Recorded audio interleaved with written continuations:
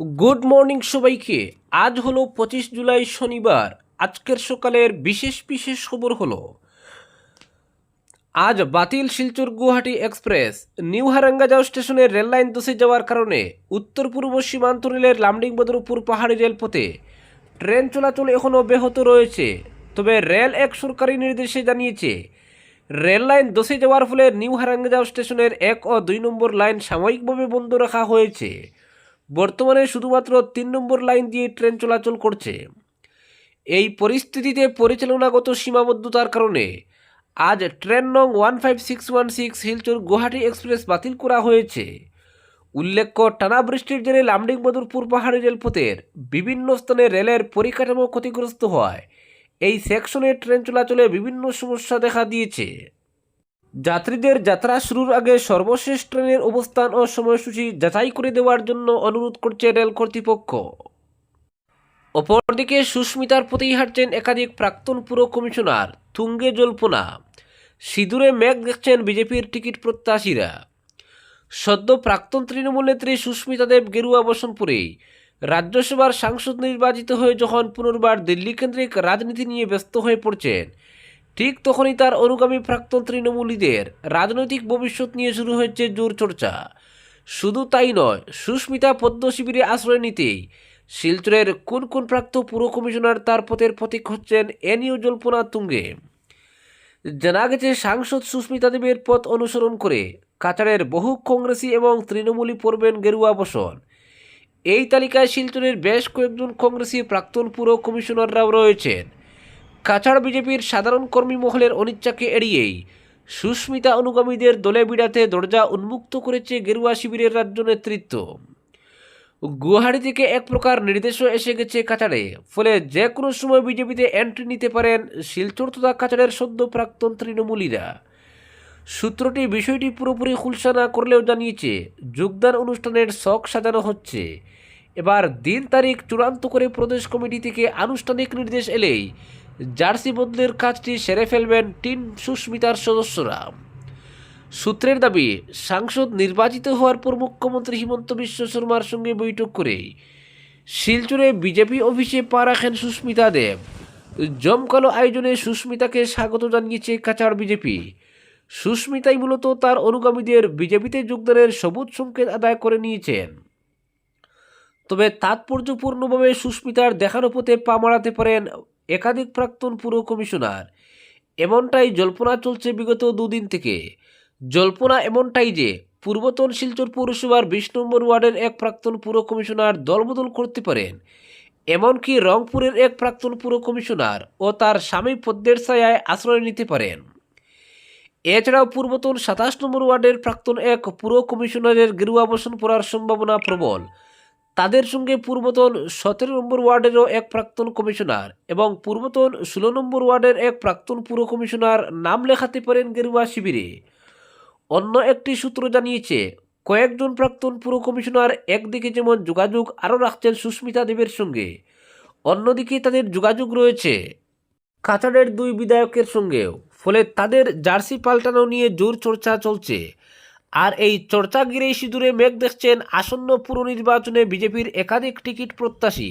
তাদের আশঙ্কা, কংগ্রেস নেতারা এসে বিভিন্নভাবে জোর খাটিয়ে টিকিট আদায় করে নিলে বঞ্চিত হতে হবে তাদের।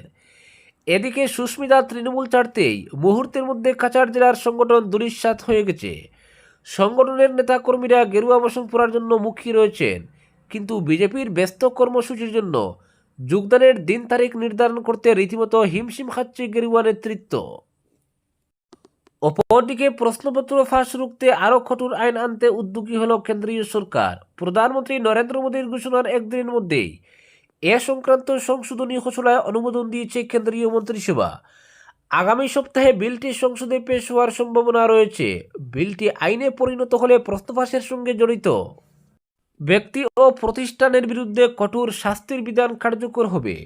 সরকারি সূত্রের খবর, শুক্রবার মন্ত্রিসভায় প্রশ্ন ফাঁস প্রতিরোধ সংক্রান্ত আইনের সংশোধনী প্রস্তাব অনুমোদিত হয়েছে। নতুন সংশোধনী কার্যকর হলে প্রশ্ন ফাঁস বা পরীক্ষায় অসাধু উপায় অবলম্বনের সঙ্গে যুক্ত ব্যক্তিদের 3 থেকে 5 বছরের কারাদণ্ড এবং সর্বোচ্চ 10 লক্ষ টাকা জরিমানার বিধান থাকবে। শুধু ব্যক্তি নয়, পরীক্ষা পরিচালনার দায়িত্বে থাকা কোনো সংস্থা বা প্রতিষ্ঠানের গাফিলতি বা যোগসাজশ প্রমাণিত হলে সংশ্লিষ্ট কর্তাদের 5 থেকে 10 বছরের কারাদণ্ড এবং 1 কোটি টাকা পর্যন্ত জরিমানা হতে পারে।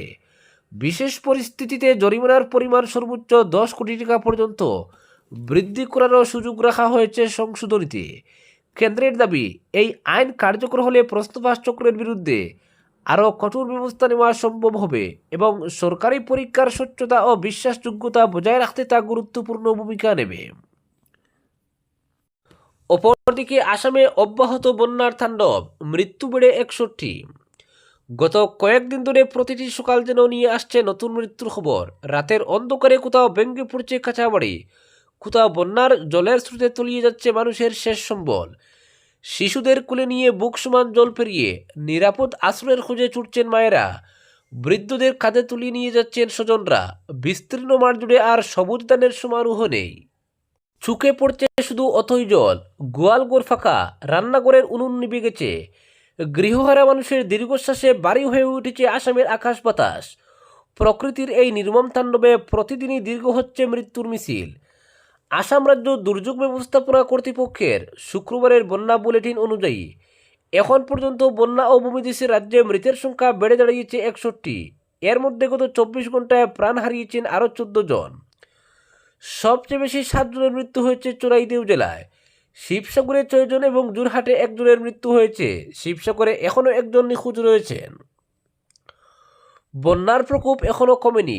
রাজ্যের 12টি জেলার 37টি রাজস্ব চক্রের 856টি গ্রাম বন্যা কবলিত। সরকারি হিসাবে ক্ষতিগ্রস্ত মানুষের সংখ্যা 7,05,148। সবচেয়ে ভয়াবহ পরিস্থিতি শিবসাগরে, যেখানে 3,48,555 জন মানুষ ক্ষতিগ্রস্ত। চোরাইদেউয়ে বন্যার কবলে পড়েছেন 1,88,404 জন এবং যোরহাটে 1,26,793 জন। এছাড়া গোলাঘাট, ডিব্রুগড়, ধেমাজি, নগাঁও, হুজাই, কাছাড় সহ একাধিক জেলায় এখনও জল নামেনি। পরিস্থিতিকে আরও উদ্বেগজনক করে তুলেছে নদীগুলির ফুলে ফেঁপে ওঠা জলস্তর। ডিখৌ, ডিসাং, দক্ষিণ ধনশিলি, জিয়াবরালি, কাটাখাল, কুশিয়ারা, কপিলি, ব্রহ্মপুত্র এবং বরাক নদী বিভিন্ন স্থানে এখনও বিপদসীমার উপর দিয়ে বইছে। ফলে নিম্নাঞ্চল ও নদী তীরবর্তী এলাকায় নতুন করে প্লাবনের আশঙ্কা তৈরি হয়েছে। বহু গ্রামে নৌকাই এখন একমাত্র যাতায়াতের ভরসা। বিচ্ছিন্ন হয়ে পড়েছে অসংখ্য জনপদ। অপরদিকে সিমেন্ট বোঝাই লরি ফেসে তীব্র যানজট লক্ষ্মীপুরে। লক্ষ্মীপুর শহরের প্রধান সড়কের নির্মাণ কাজের দীর্ঘদিন মাঝেই তীব্র যানজটকে কেন্দ্র করে খুব চূড়ালো শুক্রবার বুড়ে শহরের নির্মাণাধীন প্রধান সড়কে একটি সিমেন্ট বোঝাই লরি প্রবেশ করলে এই বিপত্তি ঘটে। জানা গেছে, কিছুদিন আগে লক্ষ্মীপুর শহরের প্রধান সড়কের নির্মাণ কাজ শুরু হয়েছিল। প্রথম অবস্থায় মূল সড়ক বাদ দিয়ে সড়কের উভয় পাশে ড্রেন ও মাঝের খালি অংশ সংস্কারের কাজ হাতে নেওয়া হয়, কিন্তু ঠিকাদার কাজ শেষ করতে পারেননি। প্রাথমিক কাজ করে নির্মাণ কাজ বন্ধ করে দেওয়া হয়েছিল। সম্প্রতি সড়কটিতে নতুন করে ডিভাইডারের নির্মাণ কাজ শুরু হয়েছে। একদিকে রাস্তার দুপাশে প্রাথমিক কাজ, অন্যদিকে মাঝপথে ডিভাইডার তৈরি। এই দুইয়ের জেরে রাস্তা এমনিতেই সংকীর্ণ হয়ে পড়েছে। নিত্যদিন যাতায়াতে চরম সমস্যায় ভুগছেন সাধারণ মানুষ। এই পরিস্থিতির মধ্যেই ভোর রাতে একটি সিমেন্ট বোঝাই বিশাল লরি ওই সংকীর্ণ সড়কে ঢুকে পড়ে। আর সাইড নিতে গিয়ে আচমকায় ট্রাকটির একদিকের চাকা রাস্তার পাশে নরম মাটিতে ফেসে যায়। চালক বিপদ বুঝতে পেরে তড়িঘড়ি গাড়ি থেকে নেমে পড়েন। স্থানীয়দের সহযোগিতায় ফেসে যাওয়া লরিটিকে কোনো মতে টেস্ট দিয়ে আটকে রাখা হয়। প্রত্যক্ষদর্শীরা জানান, চালক সময় মতো ব্যবস্থা না নিলে নিয়ন্ত্রণ হারিয়ে আস্ত লরিটি রাস্তার সামনে একটি দোকানের উপর উল্টে পড়ত। সেক্ষেত্রে বড়সড় ক্ষয়ক্ষতির আশঙ্কা ছিল। এদিকে নির্মাণাধীন ডিভাইডারের ঠিক মুখে লরিটি ফেসে যাওয়ায় ভোর থেকেই গোটা এলাকায় মারাত্মক যানজটের সৃষ্টি হয়।